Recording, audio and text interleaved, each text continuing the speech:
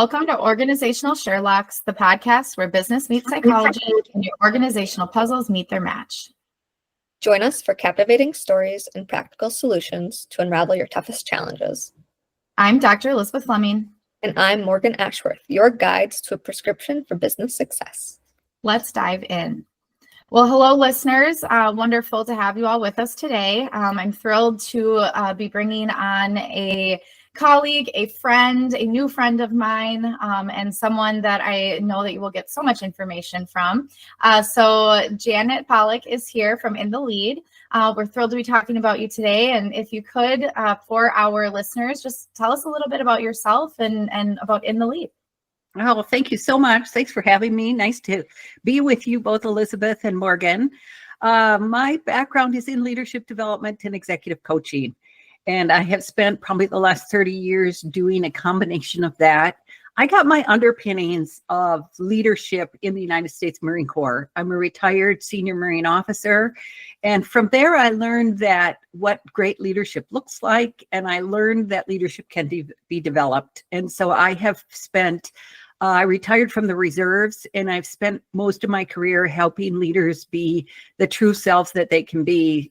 Solving difficult problems, helping them consider alternatives and options, and really lately in the last couple of years, helping them to think more strategically. And so I am, I reside mostly in the Twin Cities of Minneapolis and St. Paul. And then in the winters, I'm fortunate enough to spend some time in Tucson, Arizona. And maybe you got the hint from that in the background. Absolutely. Oh my gosh. I bet Arizona is beautiful right now. For our listeners, it is very cold here in Minnesota. So I don't know about over on the East Coast. Nice cold there too? Yeah, it's pretty cold. I'm okay with it. I love the snow. So oh goodness. It's a true Minnesotan thing to bring up the weather right away in the beginning of a conversation. So I will stop that. Well, again, we're thrilled to have you here. I know that you and I were talking, we kind of go in the same circles and work with similar types of people and organizations. And I know you and I kind of started talking about 360 assessments, 360-degree assessments, and kind of how the things that we do are similar and how they're different. And that was one of the things I really was hoping to bring to our listeners, is to kind of learn about how you engage in the 360 assessment. And maybe if you could even give us a little bit of kind of your understanding of why do companies utilize 360 assessments? Like, what's been your experience? And sorry to cut in real quick, but I just want to give a little tidbit for our listeners that might not know what a 360-degree assessment is. So 360-degree assessments are typically the idea that you are assessing an individual with a 360-degree perspective. So I know in my case, we use 360-degree performance evaluations. So we get the leader's perspective of maybe another supervisor, we get peers' perspectives, and we get subordinates' perspectives. And so it's really important to get that 360-degree view of someone. Obviously, there are a number of different types. So Janet, take us through yours. Great. Well, as Morgan pointed out, they are a feedback mechanism from multiple perspectives. And, first of all, there's kind of two ways you can use 360 feedback. As Morgan just said, it's for evaluation. What I generally do, though, is for development. Rarely do I engage with a coachee that's on a development process using their 360. And so it's a chance for the coachee, the individual, to get a sense about how others perceive them. And then if we break that development feedback down into two categories, one is using a strongly normative instrument that has standardized questions. It has categories that we call competencies that they assess against. There's maybe 5 or 6 behavioral statements for each competency, things like thinking strategically, acting courageously, developing their teams. Those are all competencies, and then there's statements underneath. The other kind of 360 that I do is called narrative 360, where I interview those same peers and subordinates and boss. In an interview situation, I take notes, and I've learned over the last few years to make it an open 360. So the client, the coachee, gets a chance to actually see all the comments that everybody makes. And then, yes, I do summarize them into themes that we discuss, but I find this narrative approach is so powerful for the individual. When I use a standardized 360 with standardized questions, it's very helpful and it's multidimensional, and yet sometimes it poses more questions than it answers. And I think, statistical information, as you both know, often does that for us. And so with a narrative, I can really hone in on what kinds of questions would you really like to know from your colleagues? Are you making timely decisions? Are you communicating enough? What's your executive presence like? And so we can be much more specific in a narrative, I think, than in a standardized 360, but both are great. If I can say one more thing about it, with a narrative 360, it's hard to get a group report. So oftentimes I will use a 360 with several members of the leadership team. And for those, I generally use a standardized 360 because we can actually compare competencies. Oh, look, our team is really strong in problem solving and not as strong in strategic thinking, or maybe we are scattered with our strengths, which of course is what you want your team to be. Absolutely. Yeah. More well-rounded and maybe more holistic, kind of identifying, like you said, where those gap areas are. And I think there's a lot of ways then that information can be applied, whether it's bringing someone else into the team to fill that gap or help fill that gap, or being strategic about who you bring onto certain projects and how you staff those things. So I really appreciate that. But I love this idea. So for our listeners, and I know Janet and I have talked about this too, I've done both more narrative 360s and the more objective measures, if you will, of a 360, because it would be objective, more normative data. And I love doing the narrative ones because they're so like the openness of it. And I think people get stuck less. Would you agree with that? I think people do get stuck less because then, of course, after it's all done, what people like Elizabeth and I do is we summarize it, and, we prepare it into probably a 20, sometimes 25-page report that has all these comments in it. And we go over that with the individual. And we talk to them about, here's what people said, here's what your bosses said, here's the different perspective from, say, your direct reports.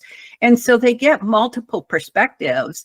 And sometimes they get conflicting perspectives. Sometimes, the boss thinks that the person is very, very responsive, where the direct reports think that they're not very responsive. And so we get a chance as coaches to debrief with that person about, so what's really important and what is going to make you successful in this organization. Mm-hmm.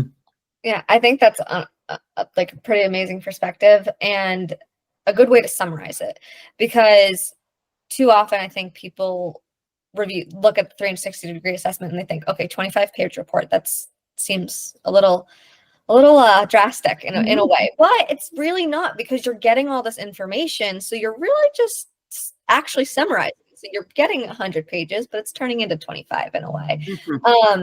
And one thing for me and my perspective with 360 degrees is, especially for those individuals that have a greater level of self-bias or that have a lower level of self-awareness.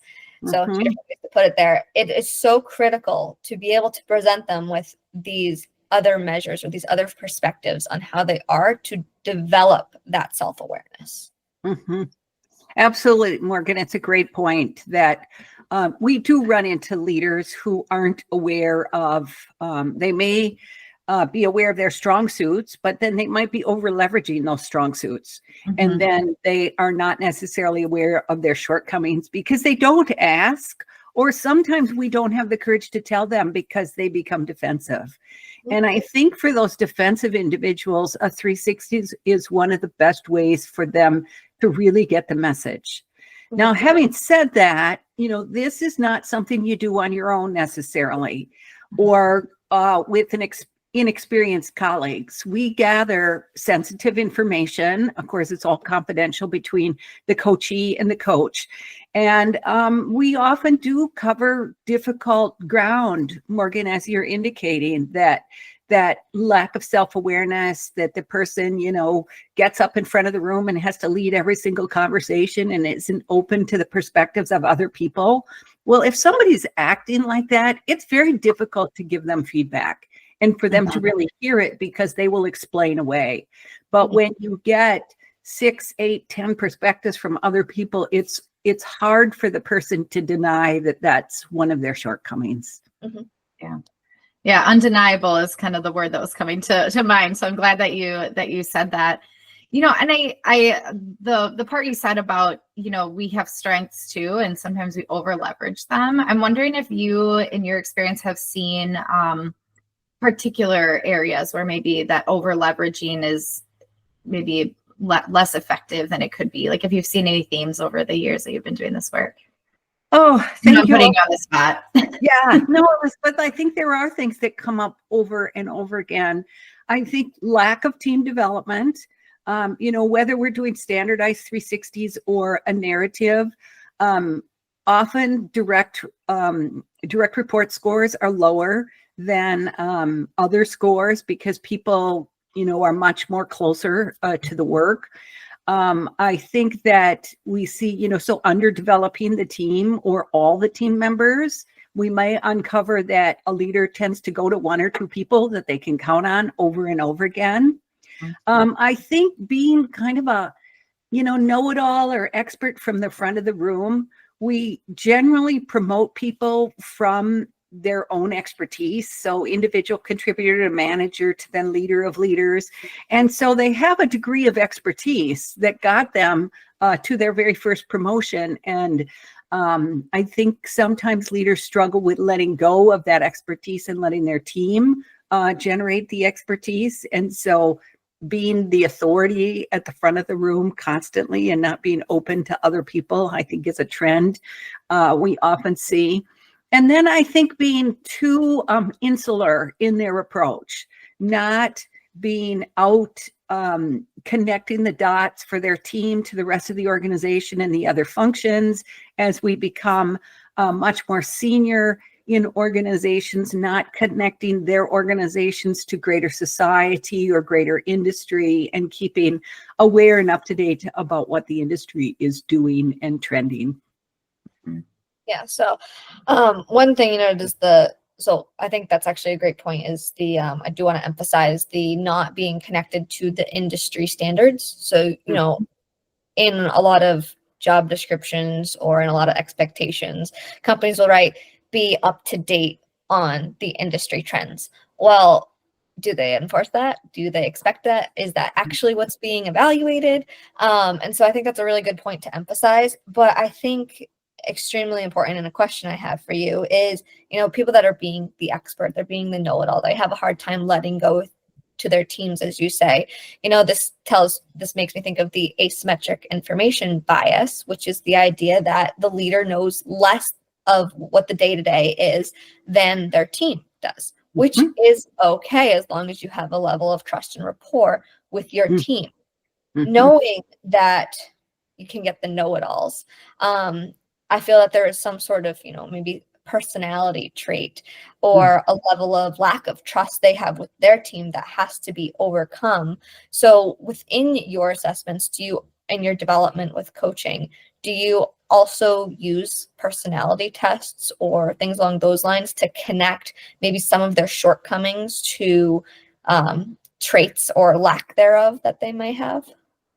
Oh, Morgan, what a great question. And absolutely. So when I start a coaching engagement, coaching engagements often run about 6 or 8 months, and we meet every other week on a regular basis. I always start with assessments, and I often start with a 360, whether it's a narrative or a standardized 360. And then, Morgan, as you're pointing out, I do use a personality assessment. I prefer something called the Hogan Leadership Series.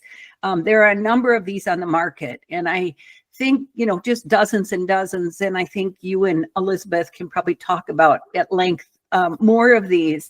But I think the key is for the practitioner, the coach, to be comfortable with whatever they use. And the more you use a certain tool, the more comfortable you are at it, and the more you see trends in the data from leader to leader to leader to leader. And I think that that is when it becomes most powerful for both the coach and the coachee to see that. And how I set that up with my coachees is, so these assessments, these personality assessments, as you've described them, are self-assessments. This is how I see my view of the world. And then the 360 is, how do others see you in the world? And I think the two together really create such a full picture for the person. And then after we debrief them, the next step then, of course, is to focus on what are you going to develop? And we don't necessarily have to develop all of our weaknesses, because we know that it's a lot harder to develop our weaknesses up to par than to further leverage our strengths. But I always ask them to create a development plan. Pick one or two areas that you're going to focus on. And then what are you going to do differently? What support do you need from other people? And then that forms the basis of a coaching relationship. Here's how we're going to move forward. Yeah. I think those development plans are so vital. And, you know, we've talked to different coaches, I know, and with maybe different perspectives. I think similar to you, Janet, I tend to use a more holistic stance in kind of the assessments that I'm doing too. And I like what you said about it being the self-perception as well as the perception of others. It does kind of, and I think there's a lot of nuance in that, is really kind of where I'm going with this, is there's so much nuance. And, you know, I've had students ask me and other, you know, people in the kind of field say, do you think our jobs are going to be replaced, you know, by AI or whatever it is? And I always say no, because there's that nuance that really matters. And so the illustration I always give is, you know, somebody scores really highly, let's say on a scale of dominance or assertiveness, right? The way that assertiveness shows up is very different for different people. I may score, which I do, pretty highly on dominance or assertiveness, but the perception of others is that I'm not domineering, right? But for some, that may be the case. And so that's where I think those narrative 360s are so vital, because they may just see themselves as assertive, but others may see them as domineering or taking over. You know what I mean? Having an authoritative leadership style, you don't necessarily want that. But for some areas, you do need that, right? It also depends on what industry you're in or what type of environment you're in. You need different personalities for different environments or different, leadership skills or leadership styles in a way. That doesn't mean you're not using a variety of leadership styles with each and every situation, but one may be, not to use the term, but maybe more dominant than another, maybe more required than another in a certain space. Yeah. I think there's an important consideration too with personality assessments is we also identify under-leveraged skills. Yes. So on any of these leadership personality assessments, there's a set of kind of standards, if you will, that most leaders demonstrate, you know, these kind of things. There's a reason the items are on the assessment. Because when over leveraged, you know, there are some challenges, and when under leveraged, there are some challenges. You know, could you be more collaborative and more congenial? Yes, we know you like working by yourselves and you have a lot of expertise, but as a leader, are you leveraging your interpersonal effectiveness and your sociability perspectives enough? And so I think that personality assessments do give us a good indication about what are you under leveraging that you could further have the confidence to demonstrate in your leadership habits. Absolutely. And I feel like that's a really important point, especially if they have certain development goals for themselves, that, you know, those development goals might be in line with those under leveraged skills already. Absolutely. Yeah.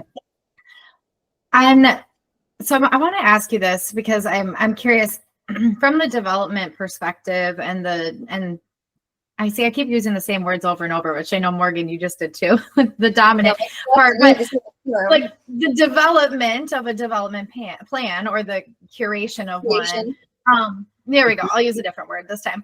How do you see the role as a coach in in the creation of that plan? Like, where do you see kind of the bounds or the scope of your participation in that?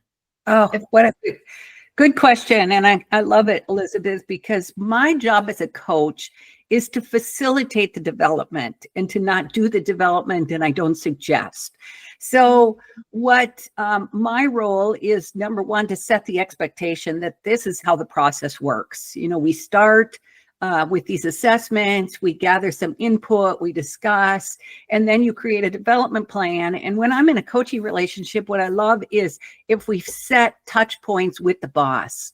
So we do it in a 6 or 8 month coaching process. We do touch points with the boss at least twice, in the middle, at the end, sometimes hopefully also at the beginning, to say, here's what we hope out of this plan.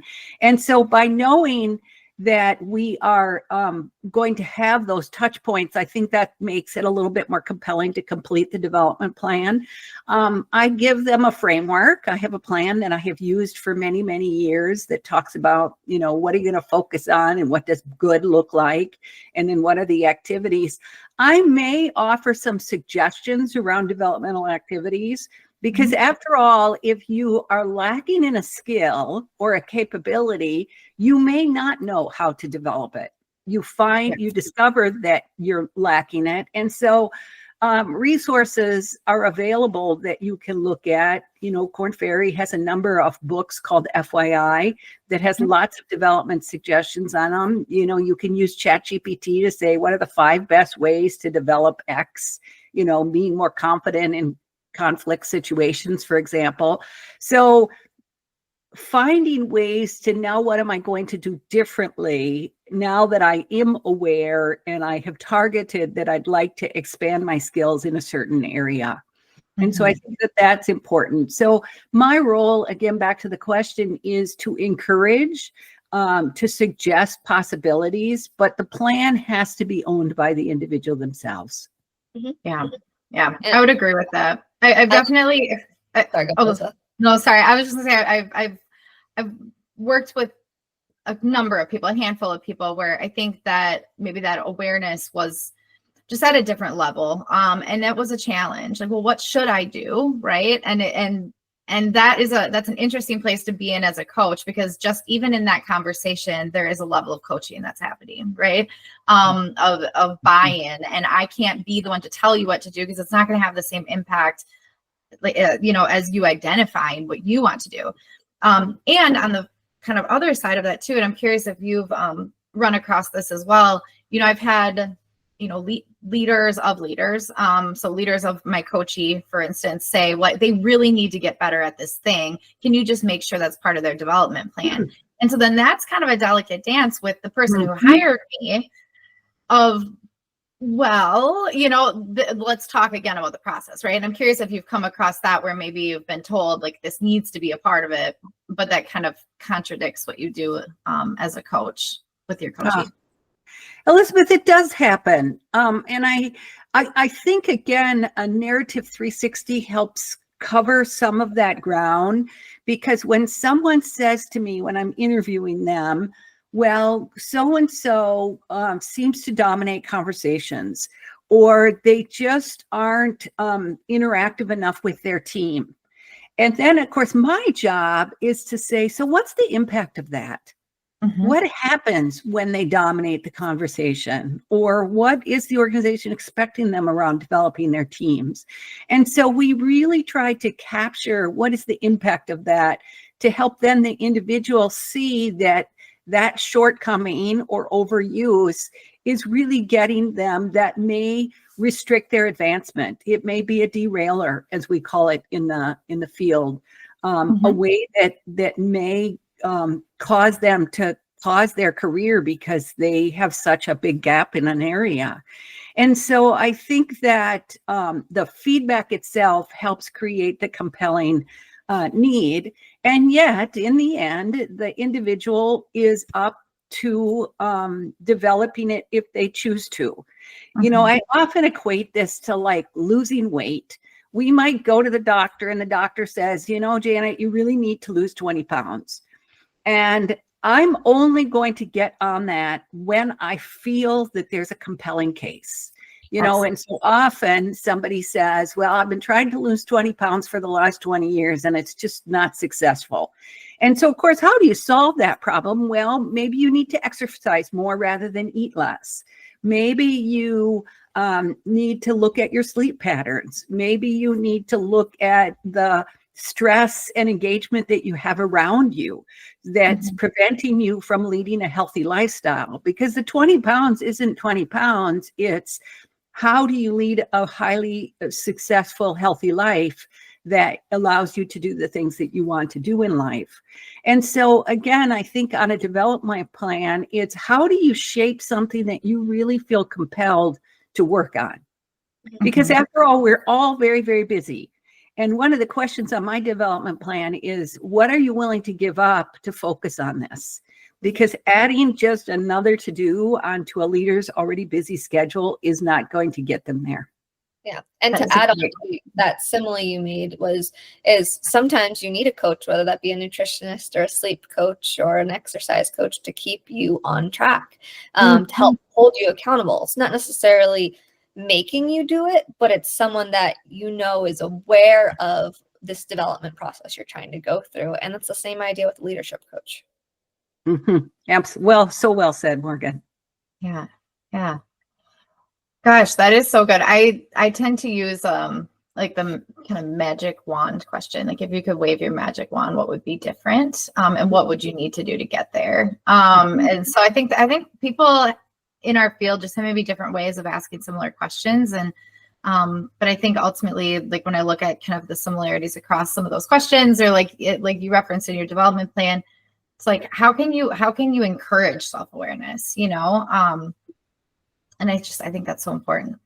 Yeah. I do know one way that, I mean, this could be getting too personal as a coach, but one way I usually do it is I tell when I'm like personally coaching some of our team members is, and I'm not the direct coach, but I'm an extra coach, if that makes sense, because there should always be an unbiased perspective in my mind. So one way I do it is I tell them about my shortcomings.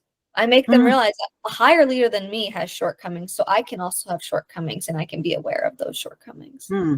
Yeah, we can all admit to mistakes, and we all know they happen as long as they're, as long as we're hopefully not making detrimental ones. Then there's usually a way to fix it. Yeah, and so it's it's trying to get lower pressure, and trying to build camaraderie among our, I guess, under-leveraged capabilities. Yeah. I think the great thing about leadership is that there are many ways to be an effective leader, which is, again, back to a competency model. A money competencies model to have 8 or 10 competencies that an organization values, and yet no one ever expects that a single leader will be good at all 8. And that's just not possible. And if you look back at the great leaders you've had a chance to work with, each of them have different skills and strengths, and indeed a different style. So there are many ways to get to effective. You have to figure out what fits for you and what then you further want to invest in, and what you have a passion for investing to make yourself a better leader. Now, Jana, I do have a question for you on, the types of leaders that you work with. Obviously, it sounds like we're talking a lot about the development of existing current leaders. Do you work with, or have you worked with, any individuals that are developing leaders, meaning they are not actually leaders yet? They're not actually supervisors or managers? Yes. And I love when organizations take the time to invest in leaders before they become leaders. I wrote my first book, which is called The 7 Mistakes New Managers Make, for that very population, because so often someone is really great as an individual contributor, and we say, ta-da, let's make you a manager. If you drew a Venn diagram and said, here's the individual contributor competencies, and here's the manager competencies, there would be only about 20 or 30% overlap. And so getting leaders ready, what does it mean to work through other people? What does it mean, and how do you do things like setting performance expectations and giving feedback? we would be such a richer work environment if we prepared all of our future leaders to be great leaders rather than promoting them first, kind of letting them flail for 6 months and then actually giving them some training.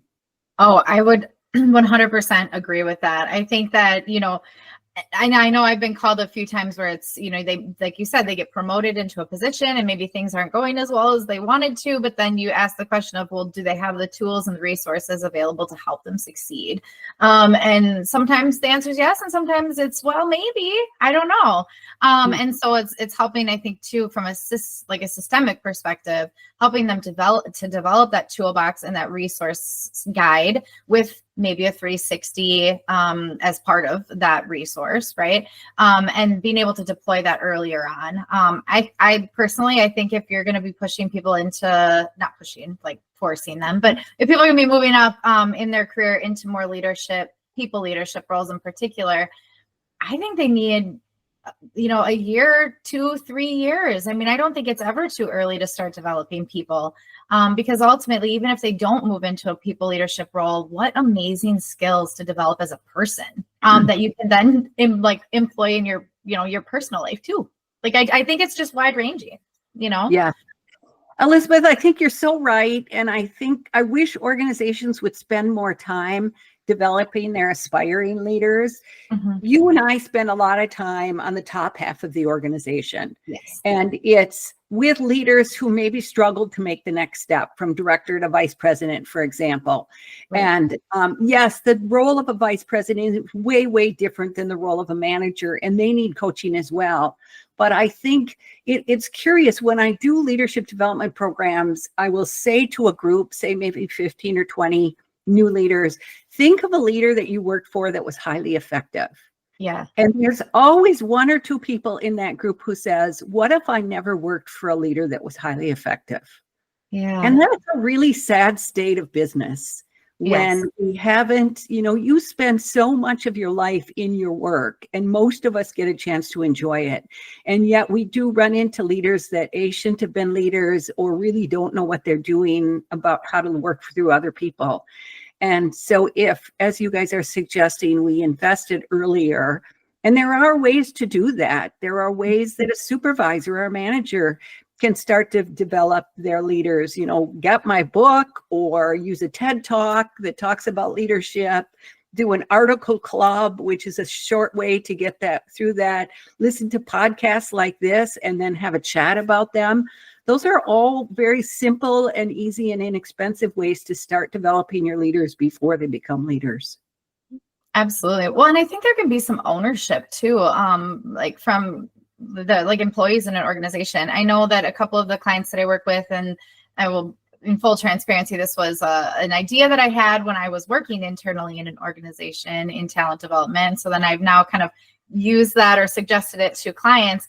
If you use Teams, for instance, or Google Drive or whatever, platform you use, creating a channel where people can dump in resources like, hey, I just read this really good book. I think you guys might like it. It takes 2 seconds to just throw something in there. And I think then you start to curate naturally, and what kind of leadership competencies can we develop? What resources are out there? And I think if you really wanted to boil it down to the analytics, which is, of course, my area of love and passion in a lot of ways, I think you can start to see themes, and that will kind of give you some information about culture too. What are people finding interesting and important as a result of the environment that they're in?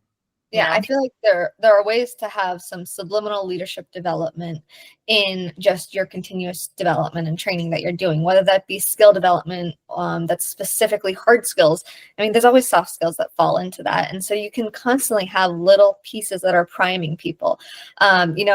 We are very much involved with the industry trends. When it comes, especially with sales, you need to know the industry trends and the marketing trends and how to reach out to people in a specific industry that you're making sales to. And so with that, there's a level of soft skills. Can you lead your customers? And so you got to make sure that you're applying different micro learning techniques And those micro learnings might actually have a leadership perspective to them or a leadership development purpose to them, even if it's sales related. And so that is one thing I like to take into account, is trying to create an open conversation with my team, trying to make it an empowered team by naturally making micro learning, development, and just a sense of ownership in our team. You kind of see the in-group leaders come out, and then you kind of know who your next leader is in the environment because of that. You see who has the greater interest, who typically is more volunteer-based, who's usually helping out or open training others. There's a lot of ways to see it. There really are, but I think, yes, having leadership development early by just some subliminal priming is great. I love that term, Morgan, subliminal priming. I think that's so effective. I think one of the easiest ways to do that is to find a leadership podcast. Listen, you're already listening to this one, but, we all listen to podcasts all the time now. And, you listen to ones about sports or social trends or, talking about whatever series you happen to be watching on television. And those are all fun. But, slice a little bit of your 10 or 15% of your listening to kind of your future self. How are you going to manage the stress and added pressures of leadership? And then what do great leaders do? And there are dozens of podcasts out there that can help you think about, do I really want to be a leader before I get there? Yeah. There's a level of interest, right? I've definitely run across people who, maybe think that's the next natural step. And this was something I was thinking about earlier in our conversation, but maybe they find that, people leader is not really what they'd like to do. Maybe they'd want to be more of a technical leader. They really love, I know this happens a lot in the tech industry where it's like, well, your next step is to be a people leader. We want you to lead the practice, whatever that is. And some people go, but I really want to be in the day-to-day developing software, So can we utilize their skills, their interest to help them build the skill sets, the technical skill sets of people, without necessarily having to get into the people leadership side of the world too? Like, I think there's a need for both sides of the coin, Yeah, we've talked about this before, the true people leaders versus those process or technical leaders. And, but before we conclude, I do have one question for you, Janet. Have you ever worked with a developing leader who's not yet in a leadership position, yet the leaders in the company don't think they're a people leader, and from your even coaching of them, might see that they're not? And how do you handle it? Well, I think you talk to them about what compels you to be a people leader. And sadly, in so many companies, it's because they make more money.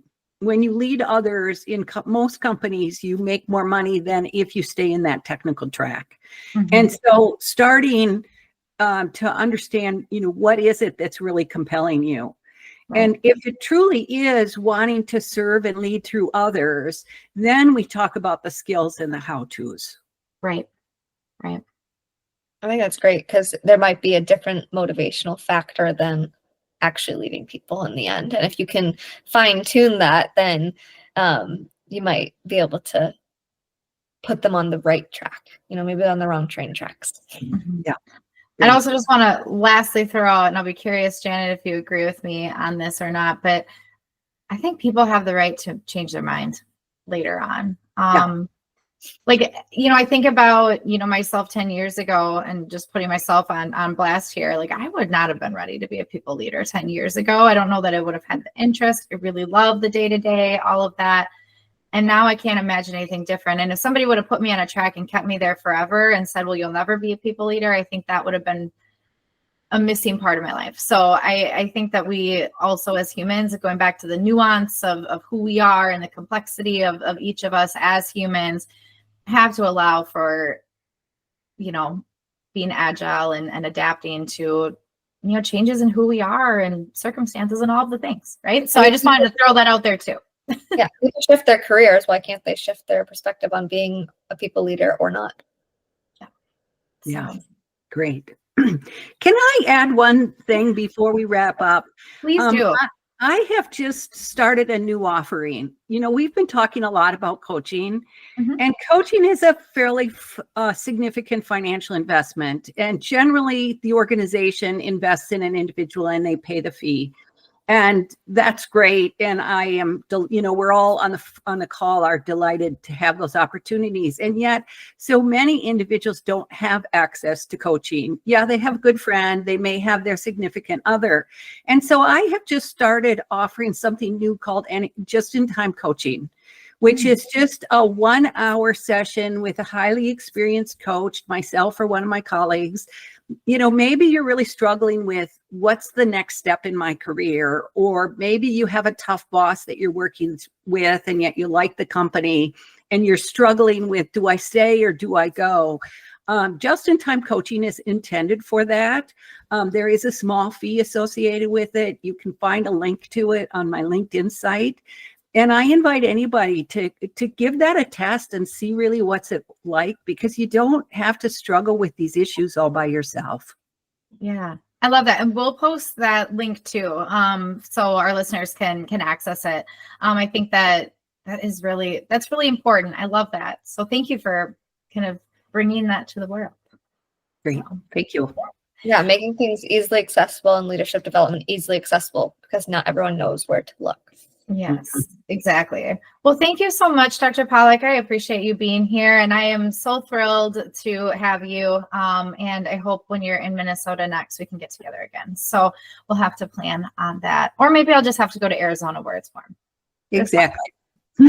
So, well, with that, listeners, this concludes another intriguing episode of Organizational Sherlocks. I'm Elizabeth Fleming. And I'm Morgan Ashworth, reminding you that the journey to success is an ongoing investigation. Stay curious, stay strategic, and keep utilizing insights, maybe through a 360 assessment, to decode your business mysteries. Join us every Tuesday for your next Who Done It. This is Organizational Sherlocks closing today's case. We will see you next time.